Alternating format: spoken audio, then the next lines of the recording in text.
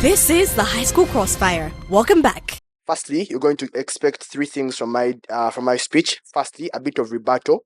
Secondly, responses, and a bit of argumentation, just to clarify on this debate. Firstly, let's go to rebuttal. So the premise or the strongest argument they have is that there is a lot of accountability that lacks out, that this is why probably people pull out and tax evade. No.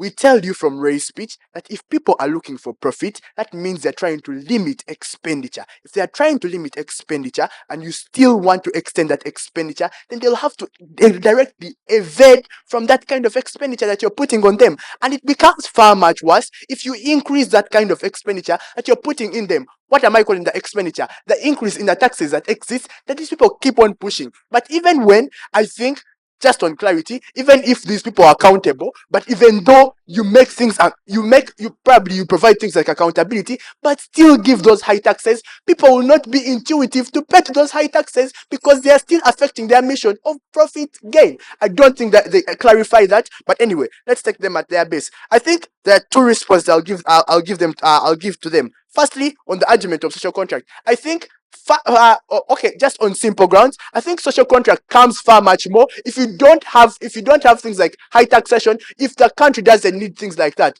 But anyway, let's use the accountability against them. If social contract exists, then accountability is supposed to happen. So accountability can't be the premise of this debate. It happens because these people then high tax because they have the power of social contract. I don't think you can credit that kind of argument. But secondly, on things like democratic countries, I think when people choose you, they've already given you the capability to be accountable for what actions you do. But still, high taxes exist and they do not give an explanation to that. I think people can simply evade so that they can keep benefiting the state or their businesses themselves. But secondly, on argumentation, before I get there, please, yes? Don't you think these people you're arguing at are after making profits will not get anything when the business at the end of the day does not exist due to poor services? Pardon. I'm saying, don't you think these people you're arguing that will get profits will not even get the business because they are poor services such as roads, which will not enable them to run the business they are doing? Now, this is the key factor. If you put high taxes, you ought to use them because you have put those taxes and you have to budget to use them. What happens in this context is that they get those taxes but still don't use them. The problem doesn't become accountability of those taxes because we already know that it is corrupted and it goes through those things. But why does the high taxation exist? I don't think to that extent we can still credit the argument of accountability. I think these people are far much more protected in our world. But one simple argument, just on context, I think how parties then must behave.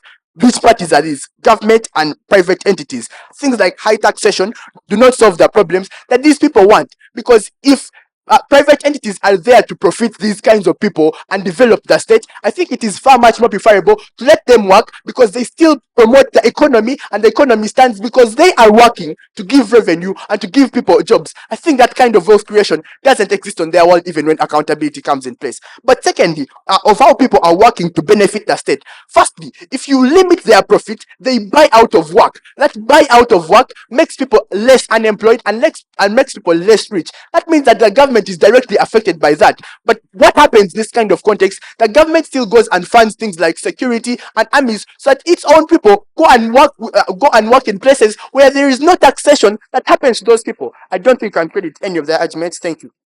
This house attributes the rise of tax evasion in Uganda to the burden of high taxes. What we get from prop is that, look here, we think we have high taxes that mainly lead to a high expenditure on businesses, and basically businesses will do this kind of thing because basically they are high taxes. One response to this kind of idea. I basically think in Uganda, we have a well-established tax structure and a tax system as a system in which through taxes come into place. I basically think taxes go through a procedure as a parliamentary procedure whereby we have representatives of the people, those are members of parliament. I basically think in Uganda, before a tax comes into place, we have a lot of discussions, a lot of bills in parliament that ensure that the law is favorable in this kind of regard. I think again, before a law comes into place, we have the social contract theory, and because this law should come in place to enable government to provide the service, to ensure service delivery, this kind of regard. That is why we have government bringing in place priorities and showing citizens why it is important for them to pay tax. But again, I want to show you that at a point in time when taxes are unfavorable to businesses, there are so many responses we get in society. We look at a country like Kenya, where we had the Gen Zs going onto streets and rioting because the taxes were unfavorable to their businesses, that kind of regard. This kind of thing exists in Uganda because we had the walk to work in 2011 when bad taxes exist in place. I think this kind of idea then does not exist on the side of the house because we think taxes come into place after enough scrutiny, after enough that kind of idea, and I think we have enough response from society when these taxes exist in this kind of regard. I basically think the main burden on prop side is to show us that look here, because we have high taxes, that's why we have high tax evasion. But look here, it tells us that we have social contract theory. I think in the social contract theory in Uganda, looking at the tax system, we have two people. We have a citizen and government.